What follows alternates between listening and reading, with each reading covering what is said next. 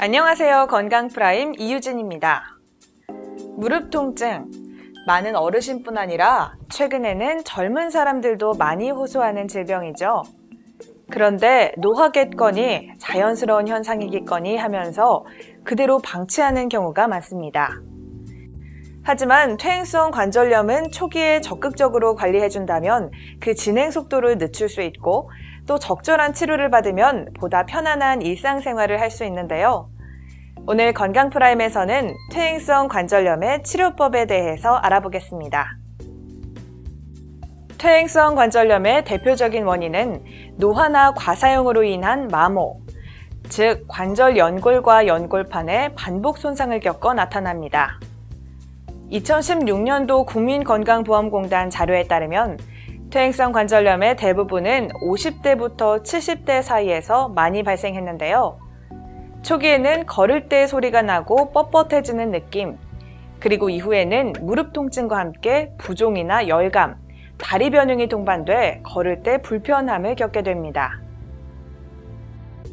그러나 다행히도 요즘에는 이를 완화할 수 있는 다양한 치료법들이 있습니다. 치료법은 크게 비수술적인 치료와 수술적인 치료로 나눌 수 있는데요. 비수술적인 치료에는 초기 염증을 가라앉히는 약이나 연골 주사를 이용한 약물 치료, 유전자세포 주사 치료제, 그리고 운동 치료 및 생활 습관 개선, 마지막으로 체중 감량이 있습니다.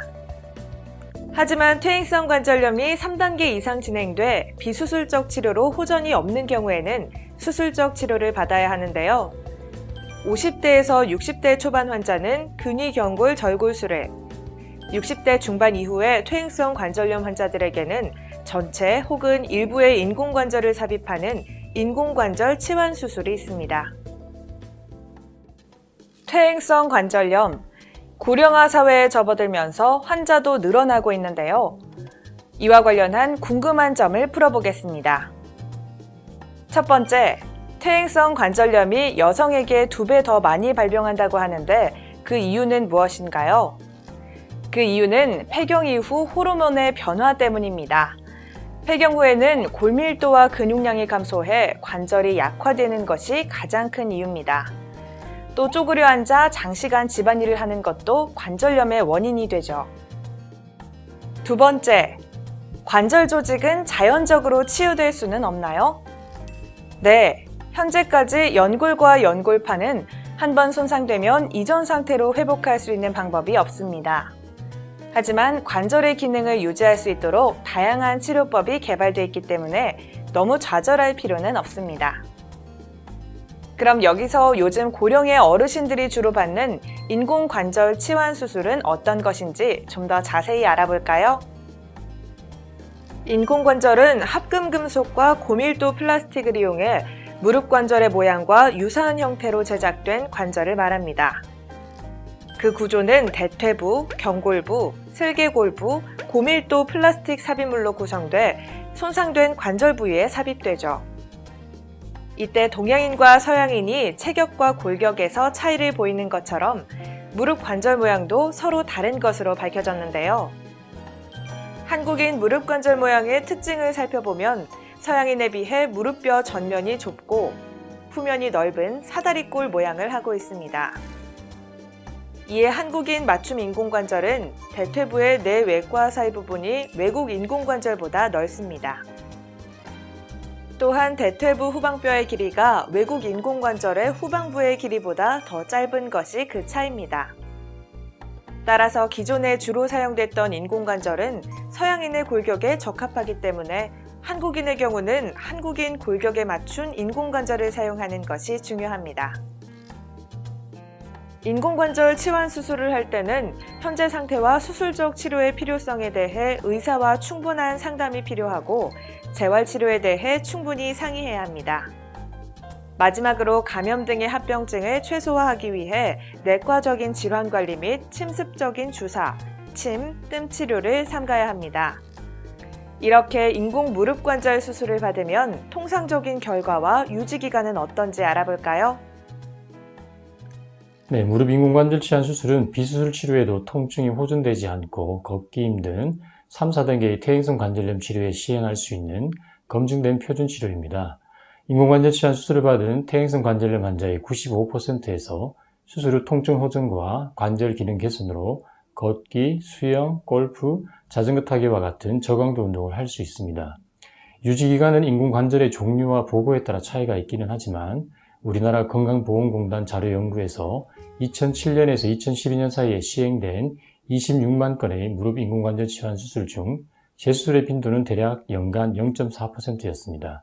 외국의 경우 25년 이상 관찰 추적한 5,600건의 인공관절 중 재수술을 하지 않은 경우가 25년에 94%, 30년에 92%로 보고된 것으로 볼 때 인공관절의 최대 수명은 약 20년 이상으로 기대해도 될 것으로 생각됩니다.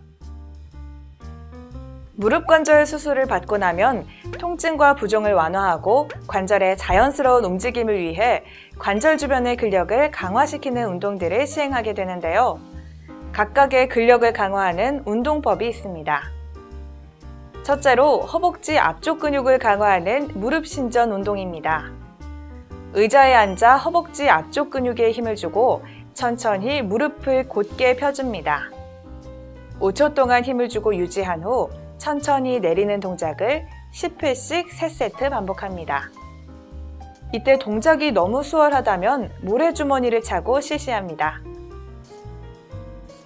다음은 고관절에 해당하는 둔부 외전근, 둔부 내전근 운동입니다. 외전근 운동은 손상된 다리를 위쪽으로 하고 옆으로 누워 위에 있는 다리를 천천히 45도까지 들어 올립니다. 5초간 자세를 유지한 후 천천히 원위치 시켜줍니다. 내전근 운동은 손상된 다리를 아래쪽으로 하고 자세를 잡습니다. 손상된 다리를 바닥에서 20cm 정도 들어 올리고 5초간 유지, 그리고 천천히 내려줍니다. 내 외전근 운동은 각각 20회씩 3세트 반복합니다. 이어서 햄스트링 강화 운동은 엎드린 자세에서 두 다리를 펴고 엉덩이와 허벅지 뒤쪽 근육에 힘을 주어 한쪽 다리를 들어 올립니다.